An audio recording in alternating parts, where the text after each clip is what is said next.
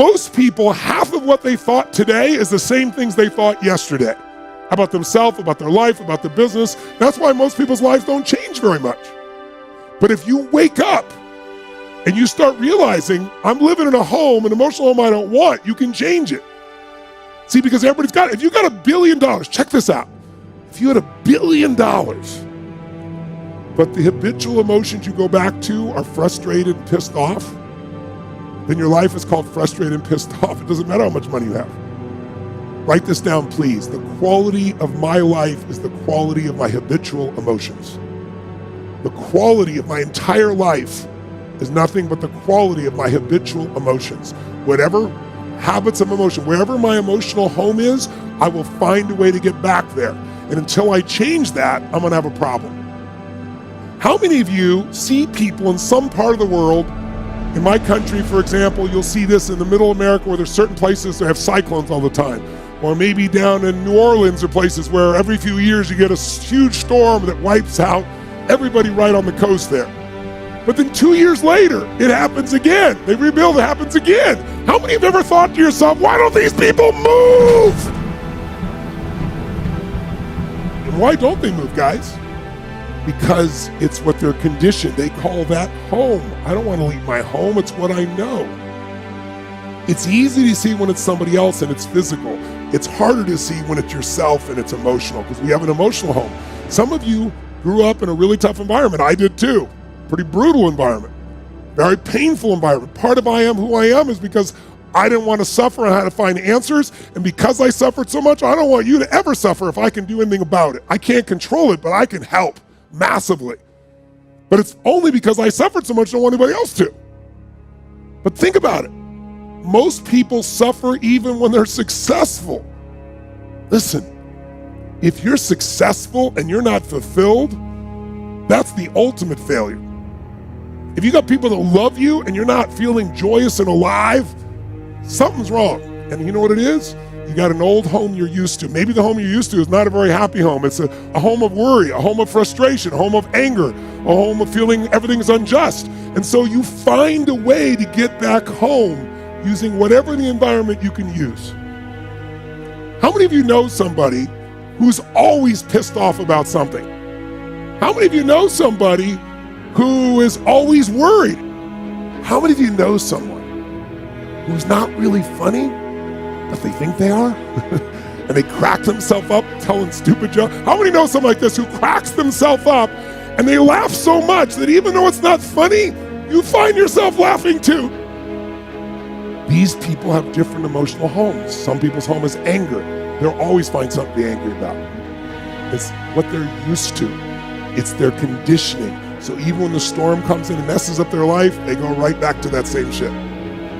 Wouldn't it be nice to upgrade your home, your emotional home where you live?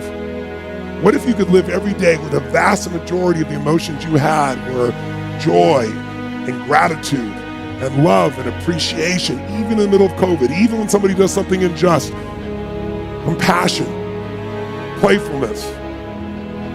What would that feel like if you were in those states every day, 90-95% of the time? When you weren't, you got out of it quick. You can make that change this weekend, and I'm not exaggerating an ounce. I'm not saying you're going to be perfect and never have a negative feeling, because negative feelings are sometimes a signal to make us change. But most people have a negative feeling and they just hang on to it and keep living with it and find other things to be negative about. That will never give you what you want. The money won't do it. The acknowledgement of others won't do it. Everything you think will do it will not do it. Only one thing will do it. You drawing a line in the sand and making the most important decision of your life, that you're going to live in a beautiful state no matter what.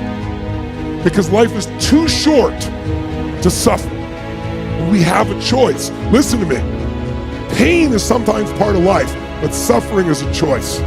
But for most of us, not a choice, because we have the habit of suffering, being stressed, being worried, being frustrated, being pissed off. And because we're wired that way, that's the muscle we built. But if we rebuild our home here so it's even more magnificent, then you can have the life that you desire and deserve. And you can do it in one weekend only if you give your all and push enough energy out while you're doing it, while you're learning. Who's up for this here? So who's up for enhancing your home massively? Say aye. Aye. Say aye. Aye. People's opinion of you is none of your business. nor should you make it yours. You get in a lot of trouble worrying about what somebody think about you, when really, what difference do it make? Whether they wrong or right, what difference do it make? The majority of people who have a negative viewpoint of you really don't even know you. What I found about being successful is, it wasn't me who changed. It was people's opinion of me that changed. You know, I got more, and I'm the same dude, but your opinion of me has changed. Now you think I'm all that, when in actuality, I really am humbled by all this. I really can't believe God let me have this. I really do understand that I am here but by the grace of God. I'm clear about that. I am so clear about that. It ain't me. It's not me. See, I know the decisions I made, and I know how it got me where I got to. I know how my life turned out when I gave it over to Him. I gave my life to God. Now, I may not be the Christian you think I ought to be, but once again, your opinion of me, it doesn't matter to me. I've just learned not to allow people's opinion of me to bother me or stop me. Publicly, man, I've been ridiculed and ate alive on that internet. You this, he think he this, I can't stand him. He this, he that. You know, I've been everything on the internet. I don't care. When you get through reading that stuff, cut your TV on. Turn it to almost any channel you want to. 7 days a week. The little dude that you keep hating on, that God I serve, he ain't hated me yet. He ain't hated me not now time. And I've discovered something. Look, man, what God got for you, nobody, no hater, no employer, no co-worker can stop nothing God has for you. God is in the blessing business, but better than that, He's in the forgiving business. See, if God wasn't a forgiving God, I'm not here today. But God had to forgive me over and over and over and over and over and over and over. I can't count the times He done forgave me. See, I just never let my failures define me. See, when you make a mistake, just get up and go again.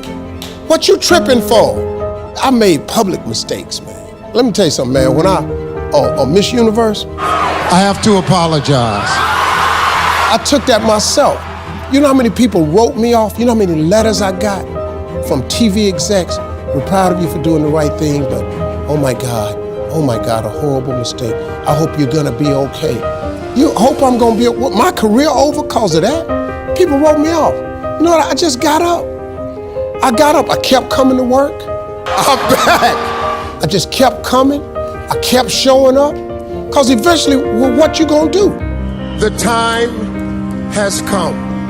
You know, my father used to always tell me something. You're gonna either get over it or die mad. You got two choices. You can get past it or you can die mad. Now, if you wanna die mad, carry your ass on and just die mad. But God forgave me, so I got up and I kept going. Your mistakes don't define you. Life is 10% what happened to you, is 90% what you do about it. I just stood up like I had some dignity. And I just kept performing, kept telling jokes, kept entertaining people. To the part now where it don't even matter. That pageant is the biggest pageant they've ever had. Everybody tune in and see who the I'm gonna say this year.